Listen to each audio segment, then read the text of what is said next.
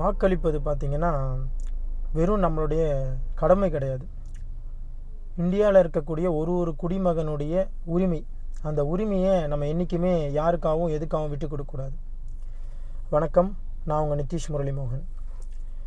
கடந்த 27/10/2025 அன்னைக்கு election commission of India ஒரு அறிக்கையை வெளியிடுறாங்க. என்ன அறிக்கைன்னு பார்த்தீங்கன்னா, SIR ஸ்பெஷல் இன்டென்ஷன் ரிவிஷன் அப்படின்னு சொல்லக்கூடிய சிறப்பு தீவிர திருத்தம். இதை எதுக்காக பண்ணுறாங்க, தமிழ்நாட்டில் மட்டுமா பண்ணுறாங்க அப்படின்னு கேட்டிங்கன்னா இல்லை, தமிழ்நாட்டோடைய சேர்த்து 12 மாநிலங்களில் இதை பண்ணுறாங்க. எதுக்காக இதை பண்ணுறாங்க அப்படின்னு கேட்டிங்கன்னா, வெளிநாட்டிலேருந்து சட்டவிரோதமாக இந்தியாவில் குடியேறின அந்த மக்களை அந்த இந்தியன் ஓட் லிஸ்ட்லேருந்து அகற்றத்துக்காகவும், அது மட்டும் இல்லாமல் இறந்தவர்களை அந்த ஓட்டு பட்டியலிருந்து எடுக்கிறதுக்காகவும், அது மட்டும் இல்லாமல் ஒரு நபருக்கு இரட்டை வாக்கு பதிவாக இருக்கும். அதாவது இந்த தெருவில் ஒருத்தர் இருப்பார், அதே தெருவில் மாறி போய் அந்த தெருவில் ஒருத்தர் ஓட்டு வாங்கியிருப்பார். 2 இரட்டை வாக்குப்பதிவுகள் இருக்கும்.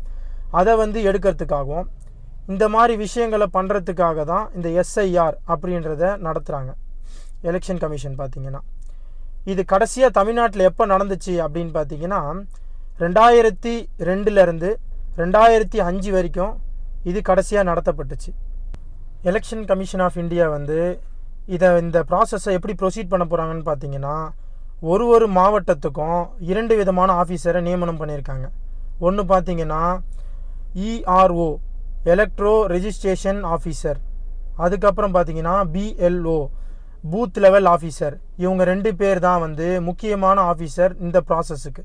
இதில் BLOன்ற ஆஃபீஸர் தான் பார்த்தீங்கன்னா நம்மளை தேடி நம்ம வீட்டுக்கு வருவாங்க. அவங்க மட்டும்தான் வருவாங்களா அப்படின்னு கேட்டிங்கன்னா கிடையாது. அவங்க கூட தமிழ்நாட்டில் இருக்கக்கூடிய கட்சிகள்லேருந்து ஒரு மாவட்டத்துக்கும் ஒரு பகுதிக்கும் ஒரு கிளைக்கும் பூத் லெவல் ஏஜென்ட்டுன்னு சொல்லக்கூடிய ஏஜென்ட்டுங்களை அந்தந்த கட்சிகள் நியமனம் பண்ணியிருக்கு. அந்த நியமனம் பண்ணப்பட்ட நபர்களும் இவங்க கூட வருவாங்க. அதே மாதிரி பார்த்தீங்கன்னா ஒரு ஓட்டாளருக்கு ஒரு தடவை தான் அவங்க வீட்டுக்கு வருவாங்களா அப்படின்னு கேட்டிங்கன்னா கிடையாது. 3 தடவை மொத்தம் அவங்க வருவாங்க. அவங்க 3 தடவை வரும்போதுமே நீங்கள் இல்லை அப்படின்னா உங்களுடைய வாக்கு அந்த ஓட்டு லிஸ்ட்லேருந்து எடுக்கப்படும். இதுதான் பார்த்தீங்கன்னா இந்தியன் தேர்தல் கமிஷன் கொடுத்த ஸ்டேட்மெண்ட். BLOன்னு சொல்லக்கூடிய பூத் லெவல் ஆஃபீஸர்ஸ் நம்ம வீட்டுக்கு வரும்போது EFன்னு சொல்லக்கூடிய எலிமினேஷன் ஃபார்மை எடுத்துகிட்டு வருவாங்க. இந்த எலிமினேஷன் ஃபார்மை எப்படி ஃபில் பண்ணணும் அப்படின்னு கேட்டிங்கன்னா, உங்களுக்கு அந்த ஃபோட்டோவை நான் இதில் ஸ்க்ரீனில் தெரியுது பாருங்கள். இதுதான் அந்த எலிமினேஷன் ஃபார்ம். இதில் எப்படி பண்ணணும்னு சொல்லி நான் எல்லா இடத்துலையுமே என்னென்ன பேர் எழுதணும், யாரோட பேர் எழுதணுன்றது உங்களுக்கு டீட்டெயிலாக கொடுத்துருக்கேன். இதில் லெஃப்ட் ஹேண்ட் சைட் கார்னரும் ரைட் ஹேண்ட் சைட் கார்னரும் ரொம்ப important. Left hand side corner பார்த்தீங்கன்னா 2002லேருந்து 2005 வரைக்கும் அந்த ஓட்டு போடக்கூடிய நபர் இதை ஃபில் பண்ணக்கூடிய நபர் பார்த்தீங்கன்னா, அந்த முன்னாடி நடந்த 2002லேருந்து 2004 வரைக்கும் SIR நடந்தப்போ உங்களுடைய SIR அந்த லிஸ்ட்டில் வந்துருந்துச்சு அப்படின்னா நீங்கள் இந்த பக்கம் இருக்கக்கூடிய லெஃப்ட் ஹேண்ட் சைடு இருக்கக்கூடிய காலமை ஃபில் பண்ணணும். அப்படி இல்லை, என்னுடையது வரல, ஆனால் எங்கள் தாத்தாவுடையது, எங்கள் அப்பாவுடையது, எங்கள் அம்மாவுடையது வந்திருக்கு, ஆனால் என்னுடையது வரல அப்படின்னு சொன்னீங்கன்னா நீங்கள் ரைட் ஹேண்ட் சைடு இருக்கிறத ஃபில் பண்ணணும். லெஃப்ட் ஹேண்ட் சைடு இருக்கிறத அப்படியே எம்டியாக விட்டுறணும். இதை ஃபில் பண்ணிவிட்டு கீழே கையெழுத்து போட்டு நீங்கள் அவங்ககிட்ட கொடுத்துடலாம். இந்த ப்ராசஸுக்கான தேர்தல் கமிஷன் நமக்கு கொடுத்துருக்கக்கூடிய கால அவகாசம் பார்த்திங்கன்னா 4 நவம்பர் 2025லேருந்து 4 டிசம்பர் 2025 வரைக்கும் நம்ம பூத் லெவல் ஏஜென்ட்ஸ்கிட்டயே நம்மளுடைய ஃபார்மை கொடுத்து நம்ம ரிஜிஸ்டர் பண்ணிக்கலாம். இந்த ப்ராசஸ் முடிஞ்ச அப்புறம் பார்த்திங்கன்னா 9 டிசம்பர் 2025 அன்னைக்கு வரைவு வாக்காளர் பட்டியல்னு சொல்லக்கூடிய சாம்பிள் ஓட்டு லிஸ்ட்டை தேர்தல் கமிஷன் வெளியிடுவாங்க. இந்த லிஸ்ட்டில் வெளியே வராதவங்க, அதாவது அந்த லிஸ்ட்டில் வராதக்கூடிய மெம்பர்ஸ் எல்லாருமே பார்த்திங்கன்னா டிசம்பர் 9லேருந்து 2025 ஜனவரி 8, 2026 வரைக்கும் ரீஅப்ளை பண்ணக்கூடிய டைம். இந்த ப்ராசஸ் முடிஞ்ச அப்புறம் ஜனவரி 8, 2026லேருந்து ஜனவரி 31, 2026 வரைக்கும் நீங்கள் அப்ளை பண்ண ரீஅப்ளிகேஷன் ஃபார்ம் எல்லாத்தையுமே ரீவெரிஃபிகேஷன் பண்ணி தேர்தல் கமிஷன் February 2026 7ஆம் தேதி ஃபைனலைஸ் பண்ணி ஒரு வாக்கு லிஸ்ட்டை வெளியிடுவாங்க. அதுதான் ஃபைனலான வாக்கு லிஸ்ட்.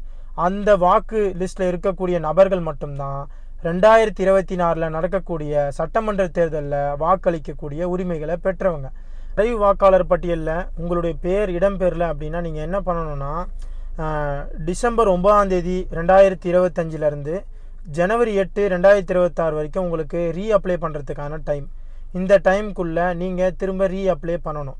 இந்த ரீஅப்ளை பண்ணும்போது நீங்கள் மெயினாக நோட் பண்ணக்கூடிய விஷயம் என்னென்னா, உண்மையிலே இந்திய குடிமகன் தானா அப்படின்றத நிரூபிக்கும் விதமாக ஒரு 12 ஆதாரங்களை அவங்க கேட்குறாங்க. அந்த 12 ஆதாரங்கள்லேருந்து நம்ம ஒரு ஆதாரங்களை அவங்களுக்கு கொடுக்கணும். இதை நம்ம கொடுத்தாதான் நம்மளுடைய ரீஅப்ளிகேஷன் ஃபார்ம் எடுத்துக்கப்படும்.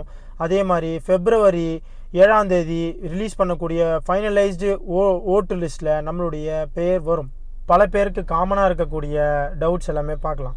முதல்ல நம்மளுடைய பிஎல்ஓஸை நம்ம எப்படி கண்டுபிடிக்கிறது? அதுக்கு எலெக்ஷன் கமிஷன்லேருந்து தனியாக ஒரு வெப்சைட் கொடுத்துருக்காங்க.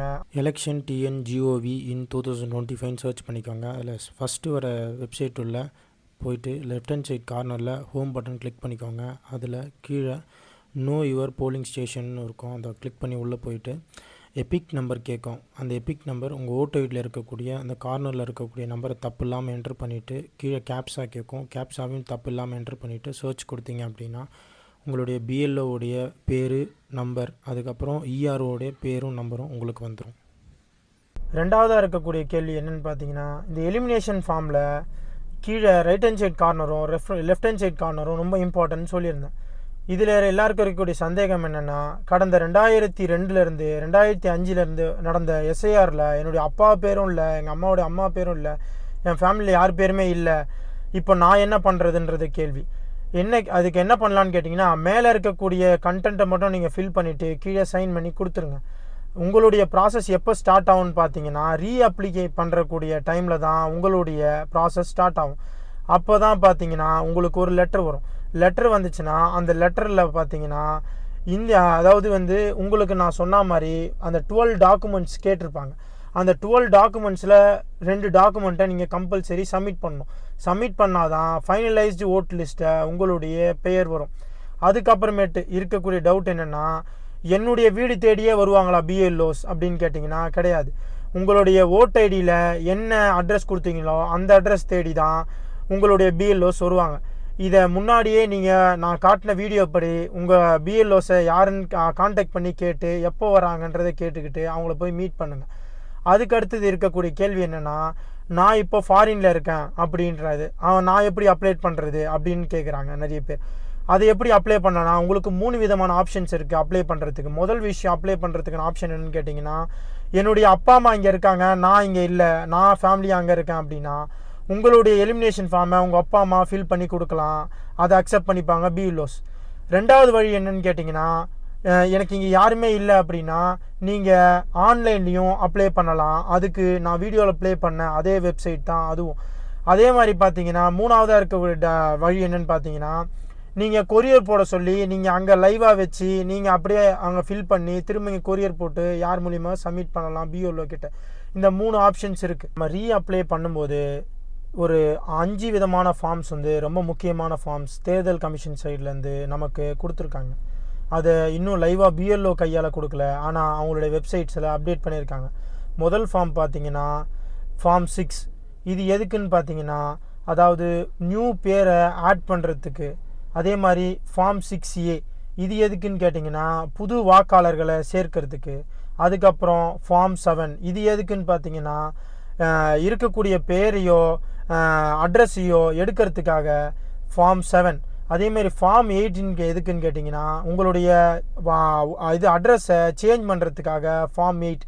அதே மாதிரி கடைசியாக டிக்ளரேஷன் ஃபார்ம்னு சொல்லக்கூடிய நான் 18 வயசு பூர்த்தியான ஒரு இந்திய குடிமகன் தான், நான் கொடுத்துருக்கக்கூடிய ஆதாரம் எல்லாமே உண்மையானது தான் சொல்லி ஒரு நம்பிக்கை பத்திரம் மாதிரி சைன் பண்ணி கொடுக்கக்கூடிய ஒரு ஃபார்ம் பேர் தான் டிக்ளரேஷன் ஃபார்ம்.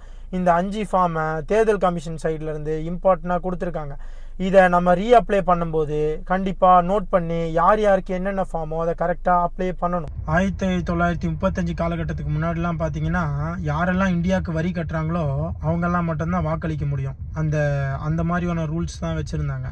ஆனால் 1935க்கு அப்புறமா தான் இந்தியாவில் இருக்கக்கூடிய எல்லாரும் வாக்களிக்கணும்னு சொல்லக்கூடிய அரசாணையை கொண்டு வந்தாங்க. இதை நமக்கு சாதாரணமாக ஒன்றும் பெற்றுத்தரல. பல பேர் பல போராட்டங்களை பண்ணி பல உயிர்களை இழந்து தான் நமக்கு இதை பெற்றுக் கொடுத்துருக்காங்க. அதனால் இந்த எஸ்ஐஆர் ப்ராசஸை தயவு செஞ்சு யாரும் புறக்கணிக்காமல் இந்த எஸ்ஐஆர் ப்ராசஸை கம்ப்ளீட் பண்ணி முடிக்கணும்னு சொல்லி பணிவாக கேட்டுக்கிறேன். நன்றி, வணக்கம்.